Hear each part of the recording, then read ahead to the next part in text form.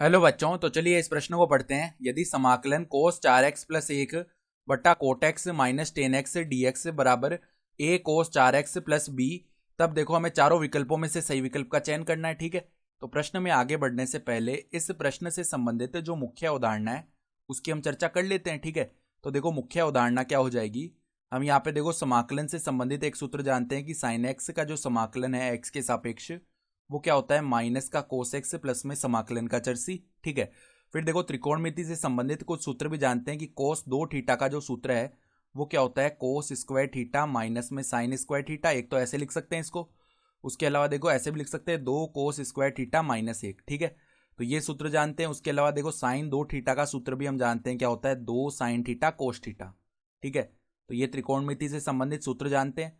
तो अब देखो इस समाकल को एक बार के लिए हमने आई बोल दिया, तो आई बराबर में क्या है, देखो समाकलन के अंदर कोस 4x है।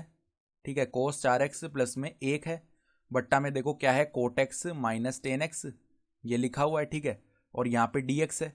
तो अब देखो इसका समाकलन कैसे करेंगे। पहले हम कोस 4x को देखो किस प्रकार लिख सकते हैं, कोस 2 गुणा 2x लिख सकते हैं, और 2x को हमने थीटा बोल दिया, तो कोस 2 थीटा का सूत्र बन गया ना ये। तो इसको हम किस प्रकार से लिखेंगे, 2 कोस स्क्वायर थीटा माइनस 1 के रूप में लिखेंगे। ठीक है, तो ये क्या बन गया 2 कोस स्क्वायर 2x माइनस 1 है, और आगे प्लस का 1 है। ठीक है, और बट्टा में देखो कोट एक्स को हमने लिख दिया कोस एक्स, बट्टा में साइन एक्स। ठीक है, इस प्रकार से लिखा।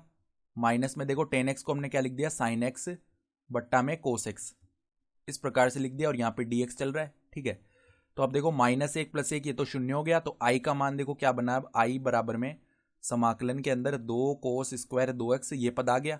फिर देखो नीचे हम लैसा ले लेते हैं, तो cos square x minus sine square x ये बन गया cos square x minus sine square x, और नीचे वाला पद जो है ऊपर गुणा में आ जाएगा, तो गुणा में यहाँ पे क्या बन जाएगा, गुणा में साइन एक्स कोस एक्स ये पद बन जाएगा। ठीक है, तो गुणा में आ गया साइन एक्स गुणा में कोस एक्स, और यहाँ पे समाकलन का dx चल रहा है।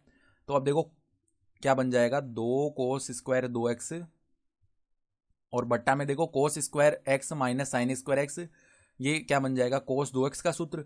तो कोस 2x का सूत्र हो गया, गुणा में क्या चल रहा है, गुणा में है साइन एक्स कोस एक्स और dx है। ठीक है, तो एक कोस 2x से ये कोस 2x की एक घात आपस में विभाजित हो गए, तो समाकलन के अंदर देखो क्या बचा, 2 sin x cos x को हम अलग निकाल लेते हैं, तो sin x cos x को अलग कर लिया, तो यहाँ पे गुणा में क्या बचा कोस 2x और dx। तो अब देखो 2 sin x cos x ये क्या बन गया हमारा साइन 2x का सूत्र बन गया, तो साइन 2x का सूत्र गुणा में देखो यहाँ पे कोस 2x आ जाएगा। ठीक है, और dx है। तो अब हम क्या करते हैं, देखो इसको आगे सरल करने के लिए हम किस प्रकार से लिख सकते हैं, देखो इसे 2 से यहाँ पे गुणा कर लिया। ठीक है, और यहाँ पे हम क्या कर सकते हैं, जैसे हमने 2 से गुणा किया ना, तो यहाँ पे 1/2 से गुणा करना पड़ेगा, तो वापस ये देखो क्या बन गया 2 sin थीटा कोस थीटा, इसका सूत्र बन गया ना, तो 1/2 तो बाहर है, और समाकलन के अंदर ये अब साइन 2 थीटा बनेगा वापस, तो 2×2 = 4x यानी साइन 4x dx ये बन गया। तो अब इसका समाकलन किया तो 1/2 माइनस का क्या आ जाएगा कोस 4x। ठीक है, और प्लस में कोई अचर b आ रहा होगा। ठीक है, फिर देखो यहाँ पर हमने जब समाकलन किया तो x का जो गुणांक ना उससे विभाजित करना पड़ेगा, तो 4 से नीचे हम गुणा करेंगे, तो 2 × 4 8 हो गया ना, तो ये माइनस का 1/8 आएगा। तो अब देखो सवाल में भी ये इसके बराबर दिया हुआ है a कोस 4x + b, तो इस रूप में हम लेके आए, तो a का मान यहाँ से तुलना से क्या बनेगा माइनस का 1/8। ठीक है, तो अगर हम विकल्प देखेंगे ना, तो विकल्प जो b है हमारा सही विकल्प आ रहा है। तो आशा करता हूँ कि आपको ये प्रश्न समझ में आया होगा। धन्यवाद।